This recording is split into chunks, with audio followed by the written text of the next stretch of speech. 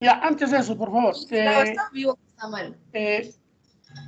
Muy salado. fíjense, por favor, en el chat, les estoy enviando el repaso ya con su respectiva clave. Ya, a ver, fíjense, por favor, ¿ha llegado o no ha llegado?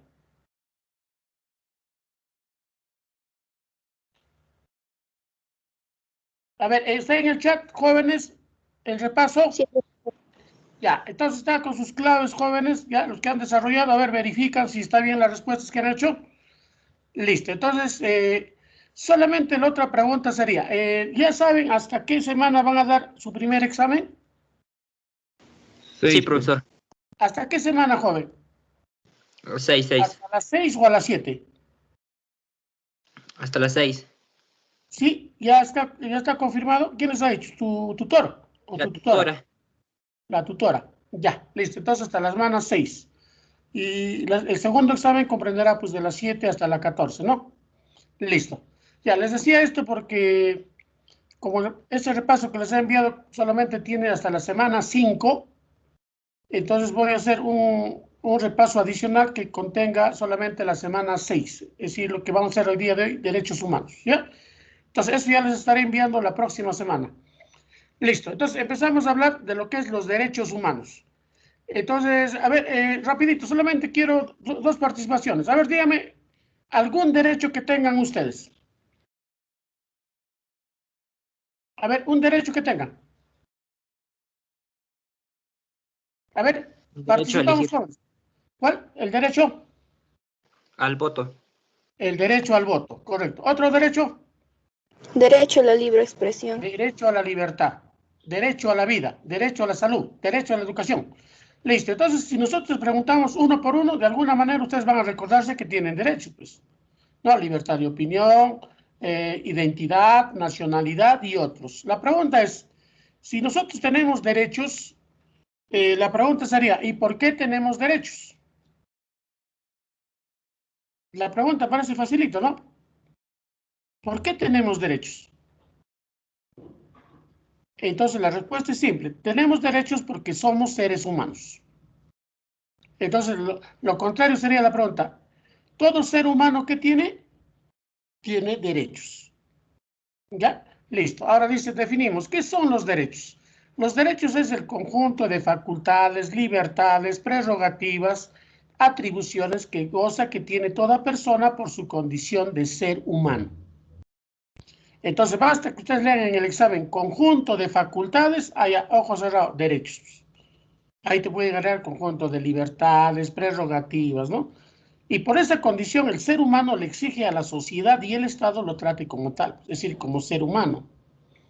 Ahora, comúnmente en nuestra vida diaria también escuchamos que no se puede hablar de derechos si no se relacionan con los deberes.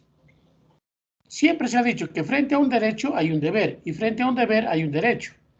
A ver, si esto aplicamos rapidito a nuestra vida diaria, diríamos, ustedes tienen derecho a la educación.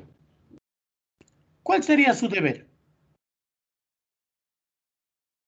A ver, ustedes tienen derecho a la educación. ¿Cuál es tu deber? ¿O no hay deber?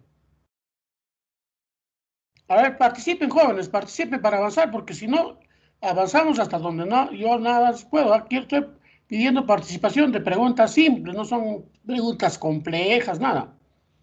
Si tienen derecho a la educación, ¿cuál es tu deber? Cumplir mi rol como estudiante. Claro, ¿y cuál es tu rol? El estudiar, pues.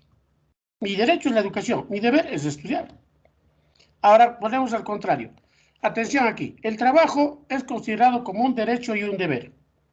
Reitero, el trabajo es un derecho y es un deber. En el ejemplo que voy a dar, lo tomamos como deber. Ustedes en el futuro van a tener el deber de trabajar.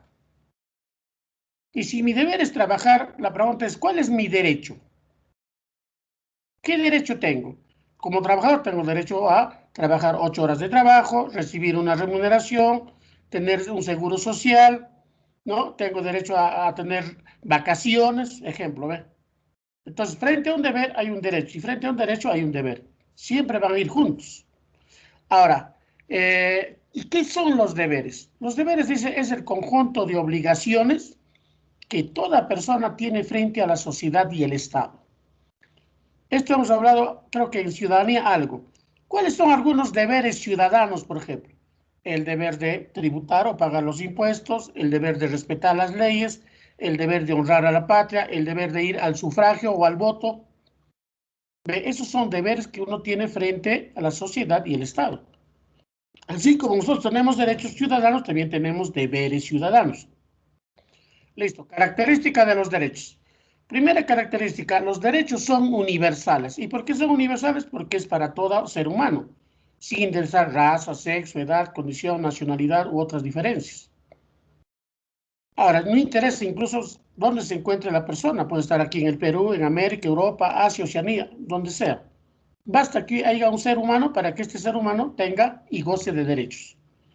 Ahora, son incondicionales, porque todos nosotros podemos ejercitar nuestros derechos sin ninguna condición, sin ningún requisito. Solamente nos piden dos cosas: respetar la ley y respetar el derecho de los demás. Entonces, mientras ustedes respeten la ley y el derecho de los demás, son libres de ejercer todos sus derechos sin ninguna condición, sin ningún requisito. ¿Está bien? Ahora, esta característica se ha sintetizado en lo que muchos han escuchado alguna vez. El derecho de una persona termina cuando comienza el derecho de los demás. Ahora, ¿cómo se aplica esto, profesor? ¿Qué? Mi derecho de mí termina cuando empiece el derecho de los demás. Ahora, ¿cómo es eso? A ver, un ejemplo podría ser este.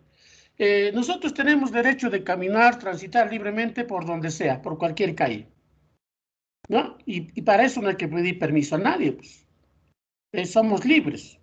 Pero la pregunta es, ese derecho de andar, caminar por las calles libremente, ¿nos daría el derecho de agarrar una piedra y romper las lunas de las casas? Soy libre, pero la pregunta es, ¿puedo hacer eso? No. La respuesta es no, porque inmediatamente el propietario de esa casa o los propietarios salen, me detienen, me denuncian y puedo ir detenido. Y si incluso si la piedra de repente lesionó a una persona en la cabeza, me pueden incluso llevar a la cárcel. Entonces, mi derecho de ser libre, de caminar libre, ¿cuándo terminó? Cuando atenté el derecho de la otra persona, pues. ¿Y cuál es el derecho de la persona? El derecho a la propiedad privada, pues. Por eso dice, el derecho de una persona termina cuando empiece el derecho de los demás. ¿Ve? Ese es incondicional. Inalienable, porque no se puede renunciar, negociar, transferir o perder los derechos. Salvo que me equivoque, pero ninguno de ustedes yo pienso que pueden renunciar a sus derechos. Ejemplo, el derecho de ser libre, no creo. Y si el que quiere renunciar a ser libre, quiere decir que quiere ser esclavo. Y creo que eso nadie quisiera hacer. Pues, ¿ve? Podemos negociar nuestros derechos, ¿cuánto cuesta? ¿Cuánto vale? Y muchos dicen, profesor, es innegociable, no tiene precio. Y tienen razón. Es intransferible, que es decir, mi derecho yo no le puedo pasar a otra persona, pues, sino que directamente debo ejercer mis derechos. Y finalmente no puedo perder mis derechos. Imprescriptible, porque el tiempo no lo borra, no lo acaba, no lo desaparece. Por más que pase el tiempo, el derecho va a permanecer vigente. Pues. A ver, una pregunta que la respuesta es solamente por lógica. ¿Ustedes creen que aquí a 50 o más o 100 años, en la Constitución del Perú de esa época, se habrá borrado, se habrá eliminado el derecho a la vida o seguirá vigente? Va a seguir vigente. Ah, eso va a seguir vigente, por lógica, profesor, porque si no hay derecho a la vida, ¿qué derecho voy a reclamar que se respete? El derecho a la educación, derecho a la salud, si no tengo derecho a la vida. Entonces, mira, por más que ha pasado 50 o 100 años, el derecho permanece vigente. ¿Ve? Entonces, eso quiere decir imprescriptible, que no se acaba, no se extingue, no desaparece con el paso del tiempo. Inviolable. Ya, lo lógico es que, ¿por qué es inviolable? Muchos autores dicen, porque no se puede violar pues, los derechos. Pero muchas señoritas dicen, oh, profesor, ya esa palabra, violar, ya estoy traumada con eso ya. Profesor, ¿no habrá otra palabra? En vez de decir violar, existen otras palabras. Inviolable quiere decir que no se puede dañar, atentar, transgredir, ¿no?, nuestros derechos, pues. Ni por una persona, ni por el Estado. Y si el Estado o una persona vulnera, atenta, daña nuestros derechos, estaría cometiendo un delito, pues. Y por tal debería ser juzgado, procesado y condenado e ir a la cárcel, pues. ¿Ve? Eso quiere decir, pues, que los derechos son inviolables, porque no se puede dañar, atentar, transgredir, ultrajar nuestros derechos. Progresivos, porque los derechos no han sido alcanzados a través del tiempo, pues. Los derechos que tenemos el día de hoy han sido alcanzados con el paso del tiempo, pues. A ver, una pregunta que siempre viene en el examen, pues, a ver, relacionado a las chicas. Les pregunto, ¿el derecho al voto en el Perú siempre lo tuvo la mujer peruana? No. La respuesta es no, pues. Profesor, ¿cuándo adquiere el voto nacional? Recién en 1955, Odría. ¿Ve? Entonces ha ido alcanzando. Incluso el día de hoy, que ustedes son pues ya seres humanos del siglo XXI, el día de hoy se está exigiendo que, ejemplo, un derecho que se debe reconocer por el avance de la sociedad es el derecho al Internet. Es decir, que todo ser humano tiene derecho a tener el Internet, pues, ¿ve? ¿Por qué? Porque eso es un avance, pues, de las sociedades y se debe reconocer y proteger, ¿ve? Entonces, progresivo, porque se alcanza con el tiempo. Y finalmente, los derechos son innatos. En vez de decir innato, también se le dice inherente. En vez de inherente, natural. Todo ser humano nace con una cualidad que lo diferencia de los seres humanos. Y esa cualidad es la capacidad de pensar, de razonar. Y esa capacidad a nosotros nos da la facultad de diferenciar entre lo bueno y lo malo. Y eso significa tener dignidad. Y al tener dignidad tenemos derechos. Y todo ser humano nace con una dignidad, pues. Y por tal tiene derechos. Eso significa innato, inherente o natural. Listo. Evolución histórica. En la evolución histórica, solamente en el libro de Sepre, miran ustedes su compendio, solamente hemos considerado dos edades. La edad moderna y la edad contemporánea, nada más.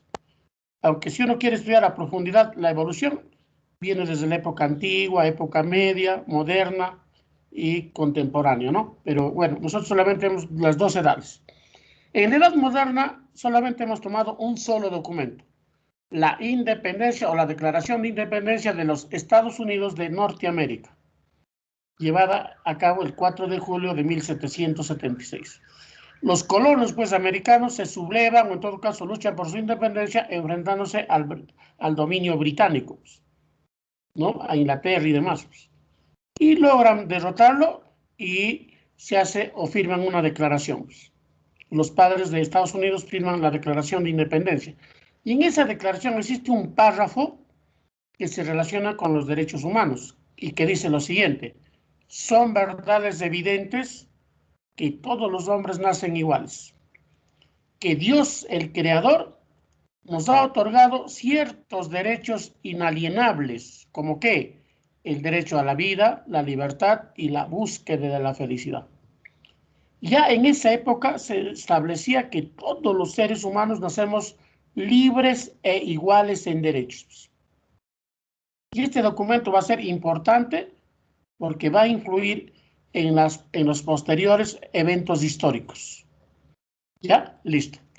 En la época contemporánea tenemos tres documentos. El primer documento es la Declaración de los Derechos del Hombre y el Ciudadano, que es producto de la Revolución Francesa, siglo XVIII.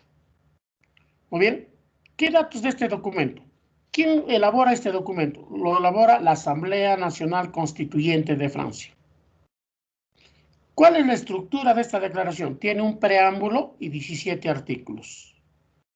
¿Qué derechos reconoce por primera vez esta declaración? Los derechos llamados de primera generación. En algunos libros le llaman los derechos individuales, derechos inalienables de la persona. Muy bien. ¿En dónde se elabora y proclama? En París, Francia. ¿Y está inspirado en qué? En la ideología de la Ilustración, pues. de Montesquieu, de Rousseau, de Diderot. El lema de la Revolución Francesa fue tres cosas: buscar libertad, igualdad y fraternidad. Pues. Y logran derrotar al poder de la nobleza, pues, de Francia, ¿no? Y posterior de la Revolución se crea lo que es la República Francesa, donde va a gobernar ya un presidente, ya no un rey, sino presidente ya. Muy bien, ese es el documento inicial de la época contemporánea. Luego tenemos la Carta de las Naciones Unidas, denominada también la Carta de San Francisco, firmada el 26 de junio de 1945, tiene 111 artículos y tiene un preámbulo. En otras palabras, con este documento se da origen a la ONU, se crea la ONU. Y hay un pequeño párrafo que se relaciona con los derechos. Este es el primer documento, atención aquí, que hace una diferencia entre derechos del hombre y de la mujer.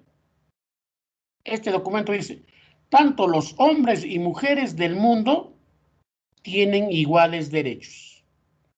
Por eso dice aquí en la diapositiva, la Carta de las Naciones Unidas declara la universalización y defensa de los derechos humanos, ¿verdad? Es que los derechos humanos va a alcanzar ya para todos, no interesando en este caso el sexo. En cambio, cuando tú estudias a profundidad la Declaración de los Derechos del Hombre y el Ciudadano, vas a encontrar que este documento no era para las mujeres, era solamente para los varones de Francia. Pareciera que fuera para todos, ¿no? Pero si tú lees un poquito la historia, o nuevamente vas a releer porque ya en colegio lo has leído, vas a encontrarte con la sorpresa que este documento no era para todos, solamente para los varones. Entonces, ¿qué documento establece por primera vez hombres y mujeres que tienen derechos? Esta Carta de San Francisco o Carta de Naciones Unidas. Luego tenemos el último documento, llamado la Declaración Universal de los Derechos Humanos. Este es un documento que ustedes lo han tenido los 6 años de primaria, los 5 años de colegio. Muchos de ustedes lo siguen teniendo de repente en su mesa ahorita que están en clases. Y posteriormente, estando en la universidad, lo van a seguir llevando. ¿Dónde está? Está en los cuadernos, ¿no? En muchos cuadernos está en la pasta. Y los que han terminado en colegios estatales está en los libros que se le prestó. Ahí está la Declaración Universal.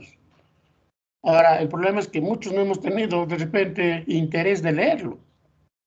Pero hay veces por necesidad te han dejado un trabajo en cívica y has tenido que leerlo. ¿Ya? Entonces hemos tenido buen tiempo y hasta ahora lo tenemos, pero reitero, hay veces no lo hemos leído. ¿Eh? Bueno, algunos datos importantes. La Declaración Universal de los Derechos Humanos fue elaborado y proclamado el 10 de diciembre de 1948. Ese día para la ONU es el Día de los Derechos Humanos. ¿Quién lo elabora? La tercera Asamblea General de las Naciones Unidas. Esta asamblea. ¿En qué ciudad? En la ciudad de París, Francia. ¿Cuántos artículos tiene? Tiene un preámbulo y 30 artículos. ¿Qué derechos reconoce por primera vez? Conoce los llamados derechos de primera y segunda generación.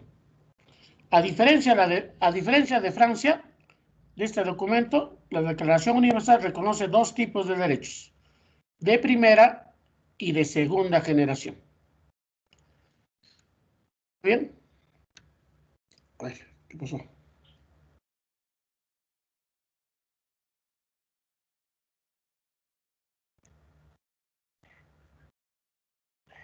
Listo.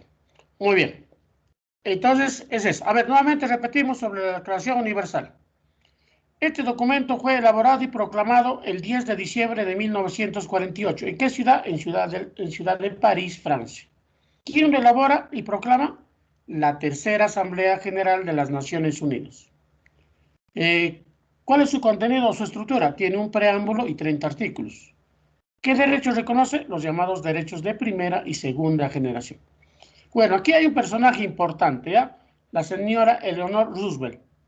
Ella es la que promovió, difundió, luchó, pues, que este documento se aprobara, pues. Pero ella no lo elaboró. ¿Ya? En algunos documentos he visto que muchos jóvenes, profesores, que elaboró la cuestión es Eleanor Roosevelt. No, ella no elaboró. Ella fue la que incentivó, promovió que se aprobara este documento. El que aprobó es la Tercera Asamblea General de las Naciones Unidas, la ONU. Muy bien, ahora nos vamos a la clasificación. Históricamente podemos encontrar que hay tres tipos de derechos, de primera, segunda y tercera generación. Incluso el día de hoy, si entran a Internet, algunos ya están hablando de derechos de cuarta generación, incluso creo hasta de quinta generación ya. Pero simplemente hasta ahorita pues no hay documentos que respaldan esos hechos. Hasta ahorita oficialmente podríamos hablar de tres derechos, de primera, segunda y tercera. A los derechos de primera generación también se le denomina derechos civiles y políticos y son reconocidos a partir de la Revolución Francesa, pues, del siglo XVIII. ¿Y de qué tipo son estos derechos? Estos derechos son de tipo individual, personal y son inalienables. Como son dos tipos de derechos, civiles y políticos, entonces a continuación tenemos esos derechos. Ahora, los derechos civiles en el Perú, atención aquí, no tienen ese nombre. Si yo te digo, joven, a ver, o señorita, búscame derechos civiles en la Constitución política, no vas a hallar, no vas a encontrar esos derechos. Así, con ese nombre. Entonces, ¿con qué nombre está en el Perú? Con este nombre. Derechos fundamentales de la persona. Con ese nombre está. ¿Y qué derechos tenemos? A continuación, los derechos civiles de primera generación. El derecho a la vida. A ver, les pregunto por profesión, por futura profesión que tienen, que van a tener. ¿Cuándo empieza el derecho a la vida? A ver, ¿cuándo empieza el derecho a la Desde la vida? concepción. ¿Desde el nacimiento o desde la concepción? Concepción. Desde la Ah, concepción. la respuesta es desde la concepción, pues, hasta la muerte. Ahora, ¿qué atenta a estos derechos? Hemos estudiado en la primera semana. Ejemplo, la eutanasia, el suicidio, el aborto, la pena de muerte. Otro más que atenta, de repente, el asesinato, el genocidio, el terrorismo, atenta el derecho a la vida. Otro, a la nacionalidad. ¿Desde cuándo tenemos? Acá, a ver, en general, todos los demás derechos que vamos a hablar aparecen después del nacimiento. El único que es antes del nacimiento es el derecho a la vida, desde la concepción. Los demás es después del nacimiento.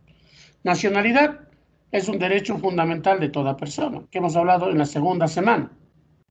Ahora, lo contrario de nacionalidad sería el apátrida. ¿Y qué es apátrida? El que no tiene patria, el que no tiene nacionalidad. 3. A la identidad. Identidad significa comúnmente tener apellidos y prenombres. Profesor, ¿y qué es prenombre? Eso que llamamos María, Juana, Luis, Marco, ¿no? Ese es prenombre, pues. Ahora viene la pregunta.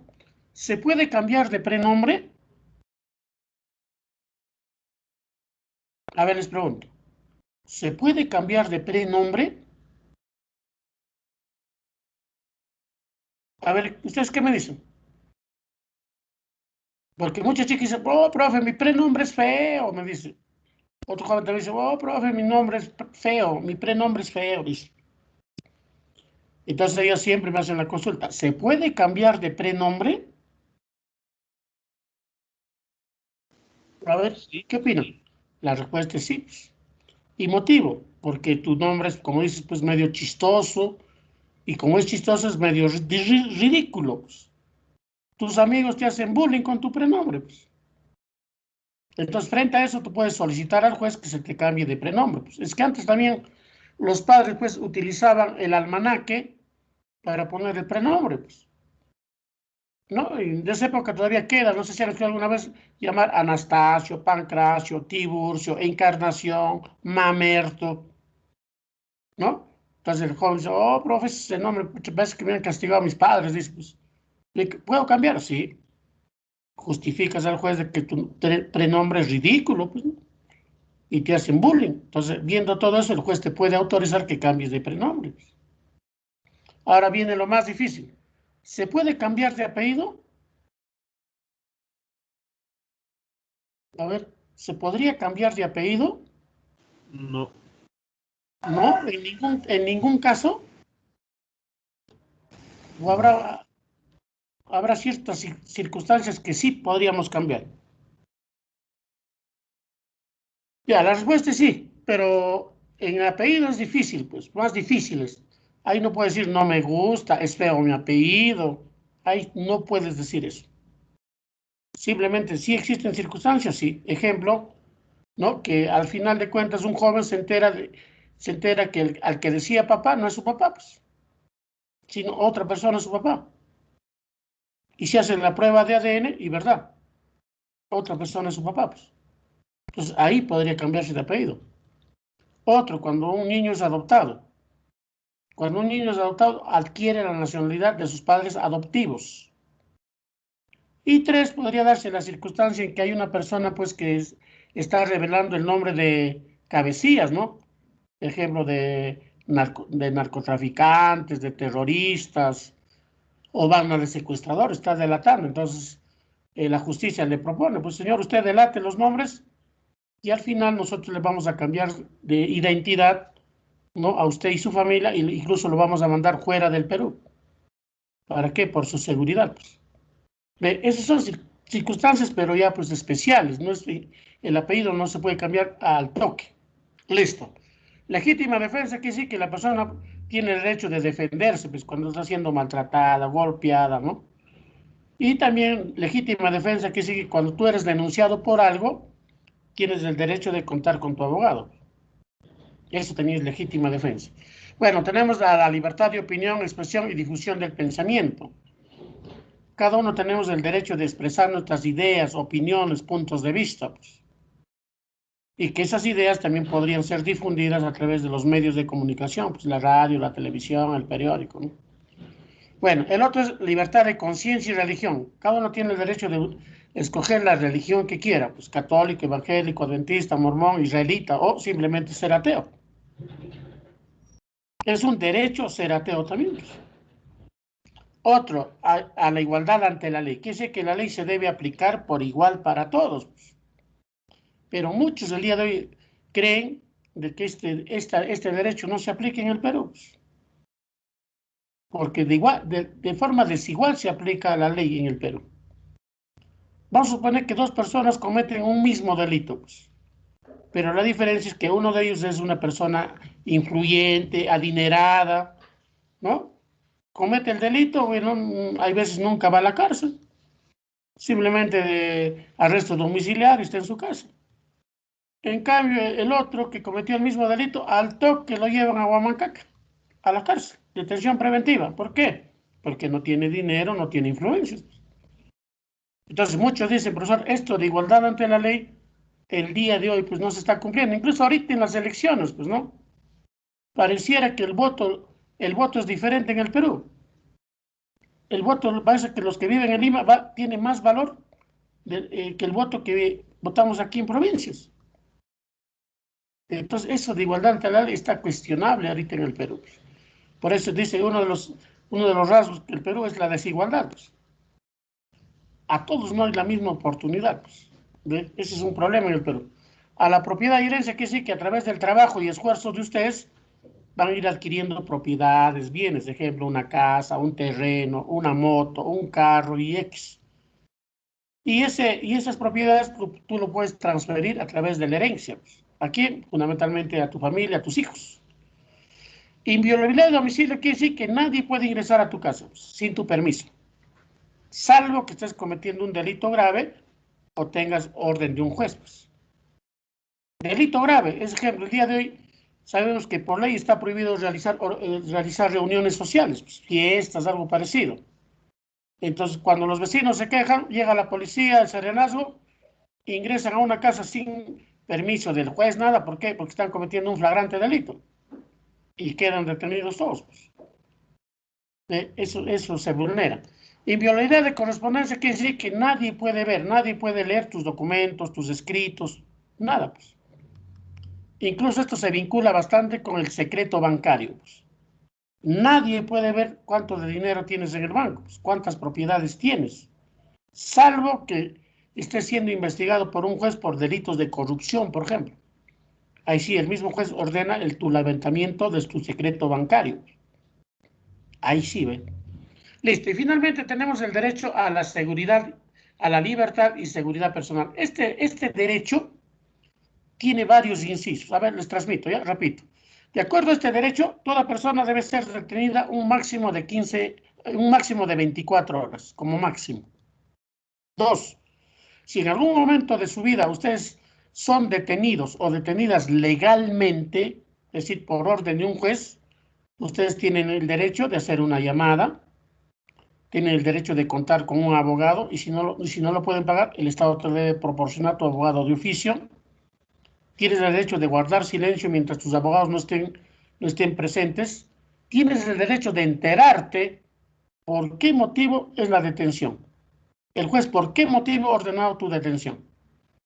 Tienes el derecho a ser llevado ante los tribunales de justicia para demostrar tu inocencia o culpabilidad. Y el otro es que dice comúnmente la siguiente frase. Una persona es considerada inocente mientras no se compruebe lo contrario en un proceso judicial. Y finalmente el último es, no hay prisión por deudas. Eso dice la ley. Pero agrega la ley, salvo por omisión alimentaria. Quiere decir que el padre o madre que no pasa la pensión a sus hijos, inmediatamente el juez ordena su captura e internamiento en el penal. ¿Hasta cuándo? Hasta que pague. No paga, no sale. Y muchos me dicen, profesor, pero ¿cómo va a pagar su deuda si está en el penal, está en la cárcel? Y la respuesta es, en la cárcel también se trabaja, pues. ¿Qué haciendo? ¿Qué hacen? Trabajos en madera, hacen zapatos, hacen artesanía. Entonces la persona tendría que trabajar para pagar y salir libre, pues. Porque si no, nunca va a salir, pues. Listo. Muy bien, esos son los derechos civiles. Los derechos políticos hemos estudiado ya en lo que es ciudadanía. El voto, elegir, ser elegido, todo eso. Lo que nos falta explicar es estos dos últimos. El derecho a la insurgencia y el asilo político. En la insurgencia es un derecho que tiene la población de salir a las calles a protestar, pues. Pero toda la población, pues. ¿Y cuál sería el motivo más, de repente, más visto, podríamos decir, el que podría originar esto es el que se dé un golpe de Estado, pues? Es decir, que se rompa la democracia y un gobierno usurpador nos gobierne, pues. Entonces, en ese momento tenemos derecho de la insurgencia, pues. Salir a las calles a protestar y obligarle a ese gobierno dictatorial, usurpador, que renuncie y se vuelva a la democracia, pues. Esa es la insurgencia, pues, ¿no? Muy bien, y el asilo político es cuando una persona pide protección a otro país porque su propio gobierno le está persiguiendo, pues, incluso para matarlo. Entonces, frente a ese peligro, la persona recurre a este derecho, pues, al asilo político. Ahora, en nuestro país, ¿quién ha sido el último que ha pedido asilo político? Ha sido Alan García, al gobierno de Uruguay. Y bueno, él ingresó al gobierno, a la embajada de Uruguay en Lima y ha pedido asilo político, ¿no? Ha dicho, no, señores de Uruguay, yo soy perseguido político, el gobierno de Vizcarra me quiere capturar y llevar de frente a la cárcel, ¿no? Me siento amenazado. ¿Por qué? Porque yo soy un político y por el motivo, X motivos. Entonces el gobierno de Uruguay le ha dicho, muy bien, vamos a atender su pedido, a ver, lo vamos a estudiar, a analizar. Si a usted le corresponde el asilo, le daremos asilo político. Pero al final le rechazaron, pues.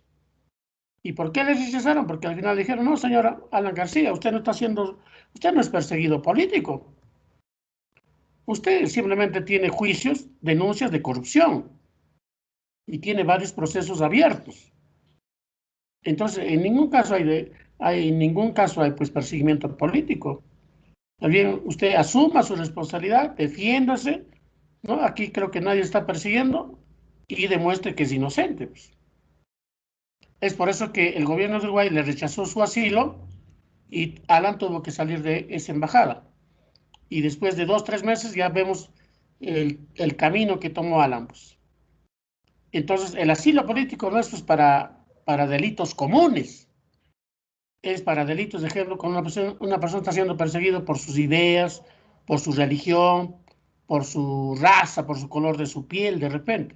Y también cuando es un líder que de repente ha cuestionado al gobierno de turno y le ha demostrado que es corrupto, con pruebas y demás, y por ese motivo le persiguen. Entonces, ahí sí procede el asilo político. Listo. Los derechos de segunda generación son los llamados derechos económicos, sociales y culturales. Se reconocen a partir de la Revolución Mexicana. En 1917, terminado la revolución, los mexicanos aprueban una constitución, la Constitución de Querétaro, de 1917. Y en esa constitución, por primera vez, se reconocen los llamados derechos de segunda generación. ¿Y qué derechos son de segunda? Hay varios. Derecho de alcanzar un nivel de vida adecuado. Quiere decir que toda la población debe satisfacer plenamente sus necesidades primarias y secundarias, es decir, alimentación, vestido, trabajo, salud, todo. Pero toda la población, ¿eh? No un grupo. En el Perú creo que estamos lejos de alcanzar este derecho. ¿Y por qué? Porque en el Perú hay pues, familias de extrema pobreza. Y si no están de extrema, son familias pobres. Ahora, la pregunta sería, profesor, ¿y en algún país habrá alcanzado esto? Y muchos al toque dicen, profesor, sí, Estados Unidos. No, en Estados Unidos hay pobres. Otros dicen Japón, en Japón también hay pobres. Entonces, ¿dónde? Hay algunos países, los países nórdicos de Europa. Ejemplo, Suecia, Suiza, Dinamarca, Noruega, Finlandia.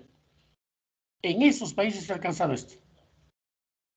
Toda la población tiene trabajo, tiene salud, tiene educación, tiene deporte, tiene recreación, ganan bien todos, pero toda la población. Pues.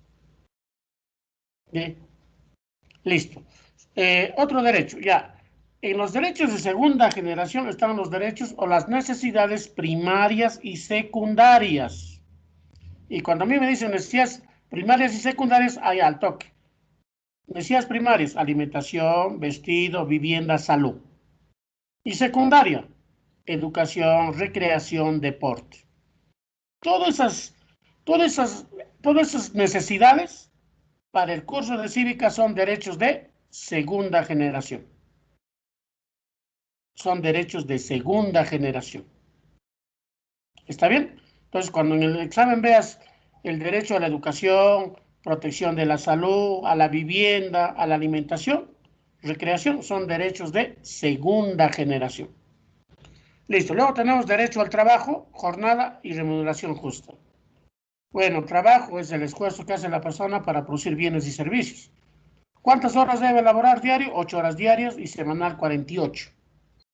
Y por ese trabajo le debe recibir una remuneración justa, que en el Perú creo que está a 930 soles. Se supone que nadie debe ganar menos que eso, pues. Pero hay casos, ustedes de repente lo conocen. Pues.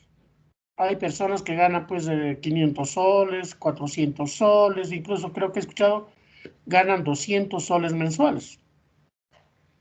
Y con 200, ¿qué voy a hacer si tengo una familia? No me alcanza ni para comer, creo.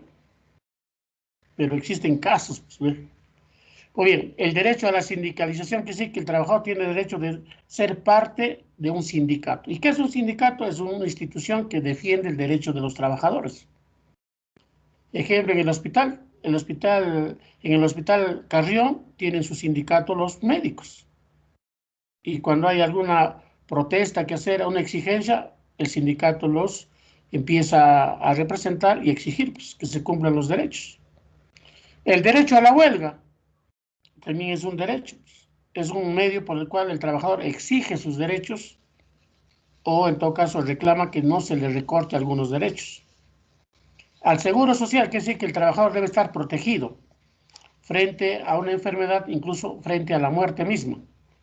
Si por ahí hay un trabajador de repente que es asegurado y por X motivos muere, la señora queda protegida, sus hijos quedan protegidos, recibe su pensión de viudez y su pensión de orfandad, pero siempre que sea asegurado. Si no, lamentablemente la familia queda desamparada. Protección de la salud quiere decir que el Estado debe hacer todo lo posible para proteger nuestra salud, ¿no?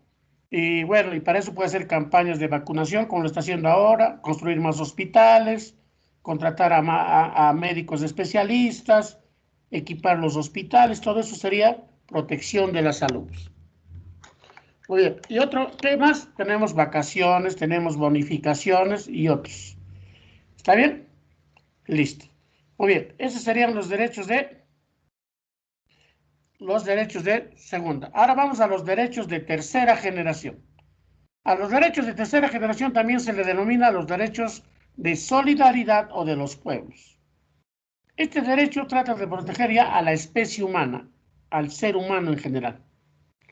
Bueno, ¿desde cuándo se habla de estos derechos? Después de la Segunda Guerra Mundial. Estamos hablando del año 50, 60, 70, incluso 80. Solamente tenemos 5 derechos. A la autonomía y libre determinación de los pueblos, conocido como soberanía. ¿Qué quiere decir? Que cada país, cada pueblo, cada comunidad tiene el derecho de tomar sus propias decisiones. 2, derechos de protección del medio ambiente. Bueno, ustedes bastante que llevan ecología saben que el planeta Tierra pues está siendo contaminado, pues, ¿no?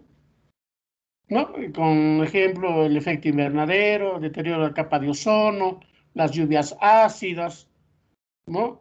Y otros más. Entonces, frente a ese problema estaría el derecho a la protección del medio ambiente. El otro es el derecho a la paz, que estaría con lo que es las guerras mundiales, los conflictos armados el día de hoy. Contra todo eso estaría el derecho a la paz. El derecho al desarrollo de los pueblos quiere decir que cada país tiene el derecho de buscar su desarrollo, pues, económico, social, cultural, político y otros.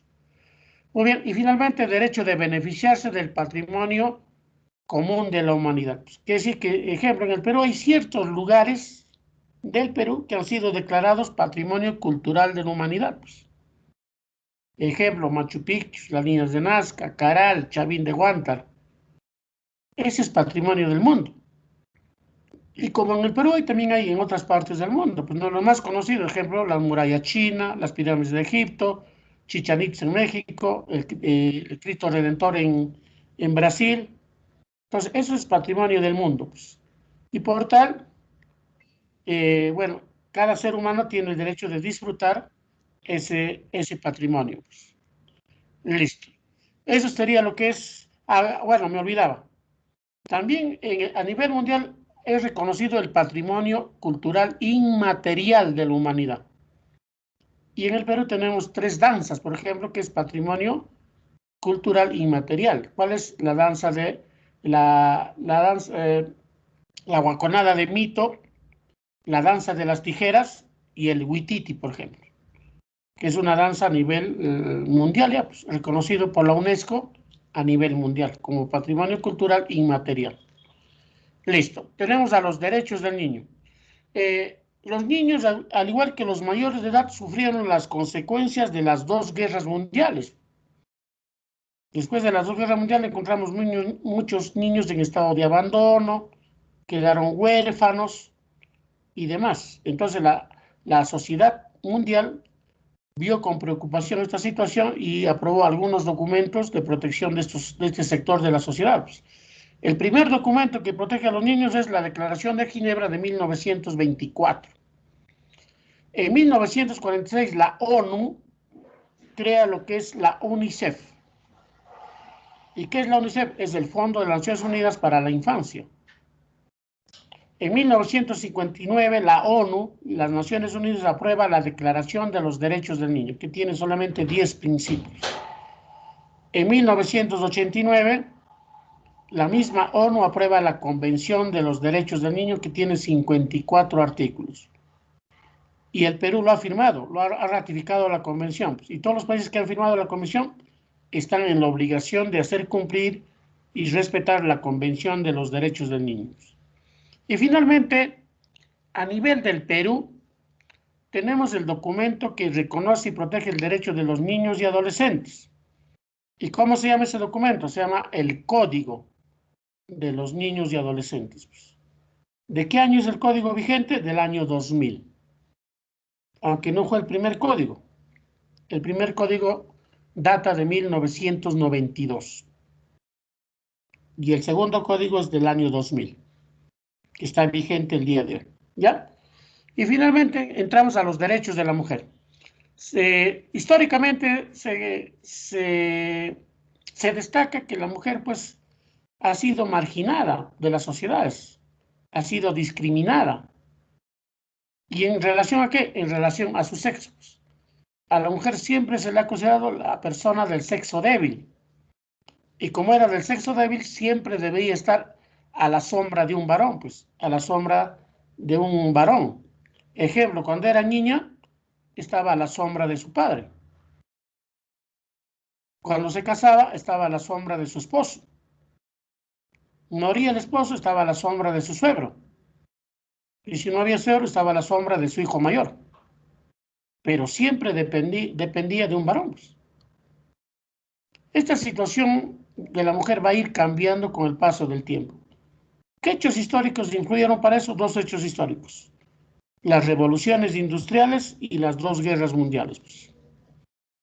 Esos dos acontecimientos históricos van a permitir a la mujer entrar al mundo laboral, a trabajar, pues. Y al entrar a trabajar, ellas van a empezar a exigir, igual que los varones, sus derechos laborales, derechos económicos. Pero la mujer más allá va y pide también que se le reconozca sus derechos civiles y derechos políticos. ¿Y qué documentos hay más o menos de ese reconocimiento? En 1945, hemos dicho hace rato, se aprueba la Carta de la ONU o Carta de San Francisco, que por primera vez nos menciona que hombres y mujeres del mundo tienen iguales derechos. En 1948, en la 9ª Conferencia Interamericana, llevada a cabo en Bogotá, Colombia, se les reconocen los derechos civiles y políticos, es decir, los derechos de primera generación. En 1951, la OIT, la Organización Internacional del Trabajo, aprueba la igualdad remunerativa, quiere decir que la mujer y el varón tienen el derecho de recibir la misma remuneración por un mismo trabajo o igual trabajo realizado. En 1967, la ONU aprueba la Declaración de los Derechos de la Mujer, que tiene 11 principios. Y finalmente, en 1979, la ONU aprueba la Convención de los Derechos de la Mujer, que es ya un documento de carácter mundial y obligatorio. Pues. Bueno, no está en la diapositiva, pero a ver, alguna señorita me responda. ¿Cuál es el Día Internacional de la Mujer? A ver, ¿alguna señorita del salón? 8 de marzo. Ah, es el 8 de marzo. A ver, ahora los varones. ¿Y cuándo es el Día Internacional del Hombre? ¿O no hay? A ver, ¿qué dicen los varones? ¿Habrá Día Internacional del Hombre o no? 19 de noviembre. Ah, es el 19 de noviembre. Claro que pasa desapercibido, ¿no? El Día Internacional del Hombre pasa recontra desapercibido. ¿Por qué? Porque el hombre siempre ha tenido derechos, pues. Y es por eso que no se festeja tanto. En cambio, la mujer, pues, sí, ¿no? Aunque muchas chicas cuando le pregunto, me dicen, no, ¿qué haces cómo conmemoras el Día de la Mujer? No, no hago nada, me dicen. Y entonces, si no hacen nada, mejor no hay que conmemorar nada, pues. Tendrían que hacer algo, ¿no? Difundir las redes sociales con el Día Internacional de la Mujer, pues. Bueno, aquí en la diapositiva tenemos a la parte derecha cuatro señoras que han recibido el Premio Nobel de la Paz, pues. Ya, solamente por sugerencia, de repente, en el momento que ustedes tengan tiempo, por favor, lean la historia de la que es la más jovencita de las 4. Ya, ella es Malala. Es una pakistaní que hasta el día de hoy sigue difundiendo y promoviendo que se reconozca el derecho de la mujer mayormente árabe. Ya, vamos a ver ustedes, reitero, que el momento que tengan libre, busquen, ¿por qué recibió el Premio Nobel de la Paz? ¿Qué hizo Malala? ¿Ya? Listo. Y finalmente vamos a los derechos de la mujer en el Perú. En 1933, durante el gobierno de Manuel Sánchez Cerro, se aprueba o se le reconoce la ciudadanía a la mujer peruana, pero solamente para participar en elecciones municipales. En 1955, durante el gobierno de Manuel A. Odría, se le reconoce el voto nacional. Así que ya para elegir presidentes, congresistas, alcaldes y demás. El año 2007, durante el gobierno de Alan García, el Congreso aprueba la ley de igualdad de oportunidades. Quiere decir que la mujer y el varón tienen los mismos derechos de encontrar un trabajo, estar en la universidad, es decir, para todos. Entonces, las mismas oportunidades que, reitero, en el Perú creo que eso es lo que falta conseguir, para que todos tengamos la misma oportunidad de desarrollarnos como personas, como profesionales. Ahora, en tu compendio creo que no hay este dato, por favor, verifica, ¿ya? Creo que todavía está con el 2001, creo, durante el gobierno de Valentín Paniagua, ¿no? Si no me equivoco. Se dio la ley de cuota de género en un 30%, decía así el libro, ¿no? Y decía pues que en toda lista que se presentara al Congreso, a la municipalidad, a los gobiernos regionales, debería ir un 30 mínimo de varones o un 30 mínimo de mujeres. Pero eso ya se ha modificado el año 2020. Ahora se ha aprobado una ley donde dice ley de alternancia y paridad de género en un 50%.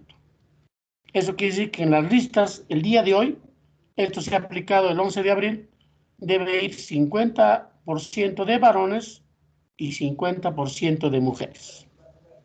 Y debe ser alternado. ¿Qué quiere decir? Que primero puede ir un varón, mujer, o al revés, mujer, varón. Debe ser alternado. Es por eso que, de acuerdo a la información que tenemos, se dice que en el próximo congreso que va a funcionar a partir del 27 de julio de este año, han entrado más de 40 chicas, 40 señoras o señoritas que van a ser parte del Congreso. Ojalá que demuestren sus capacidades, pues, ¿no? Y digan, pues, los varones saquemos los sombreros, digan, uy, qué excelentes congresistas, pues. Ojalá que sea así. Listo. Muy bien. Y finalmente tenemos el derecho internacional humanitario, que es un tratado firmado después de la Segunda Guerra Mundial y que es aplicable en épocas de guerra, en épocas de conflicto armado. Bueno, ¿y qué está sustentado? Está sustentado en lo que es los convenios de Ginebra. Ya, entonces en su libro tienen los 4 convenios. Pues. Entonces, eso respalda a este tratado. A ver, cuando ustedes escuchen el derecho internacional humanitario, al toque lo van a relacionar con la Cruz Roja Internacional. Pues. Y esta Cruz Roja Internacional, reitero, ¿actúa cuándo? Cuando hay conflictos armados, pues. Cuando se producen enfrentamientos, ahí interviene. ¿Y cuál es su ámbito? Tiene 2 ámbitos. Protección de las personas. Dice, en una guerra se debe proteger fundamentalmente a la sociedad civil, es decir, nosotros. Pues. Ejemplo, ancianos, niños, mujeres embarazadas. ¿Quiénes más? Religiosos, médicos, heridos y enfermos, náufragos y prisioneros de guerra. ¿Ve? Ellos deberían recibir protección, pues, por más que estamos en una guerra. Y el otro es los métodos de guerra. De acuerdo a este convenio, está prohibido usar cierto tipo de armamento, ejemplo, las armas químicas, las armas biológicas, las minas antipersonales. Por este convenio también está prohibido bombardear sitios donde están los civiles, por ejemplo, mercados, hospitales, universidades. Pero hay veces Estados Unidos bombardea, ¿no? Y hay veces vuela a un hospital, un mercado, y dice, no, ha habido un error a la hora de la dirección, pero ya hay pues cantidad de muertos. Y como es una potencia, nadie le dice nada. Pues. ¿Quién se va a enfrentar a Estados Unidos pues, militarmente? Nadie. Listo. Muy bien, aunque el emblema de este derecho internacional tenemos en la diapositiva, hay tres, ¿ve? Lo que conocemos para nosotros, los cristianos, es la Cruz Roja Internacional. Pero para los pueblos árabes es la Media Luna Roja. Y una tercer emblema es el cristal rojo, que puede ser aplicado en países cristianos o en países árabes. ¿No? Ahí ese emblema sí es en cualquier lugar. Ya, listo, jóvenes, llegamos hasta aquí por el tema del día de hoy. Un favorcito, no voy a poder mandar la práctica porque hay un problemita con mi mouse. Entonces, eso ya les mandaré la próxima semana. Ya, jóvenes, lo que sí les prometo es enviarles la próxima semana el repaso hasta la semana 6. Como dice que va a dar hasta la semana 6, faltaría lo que es el tema, este tema de los derechos humanos. Entonces voy a seleccionar preguntas y les voy a enviar en la próxima clase. ¿Ya, jóvenes? Si hubiera alguna preguntita, por favor, para poder terminar. Si hubiera alguna pregunta. ¿Nada, jóvenes? Nada, profe. Ya, listo. Quedamos ahí, jóvenes. Entonces, hasta la próxima semana, por favor. Cuídense bastante. Éxitos para todos, por favor. Falta poco tiempo ya para el examen, para todos. Está corriendo el tiempo, pero así de rápido. Listo. Nos vemos, jóvenes. Cuídense bastante, por favor. Hasta la próxima semana.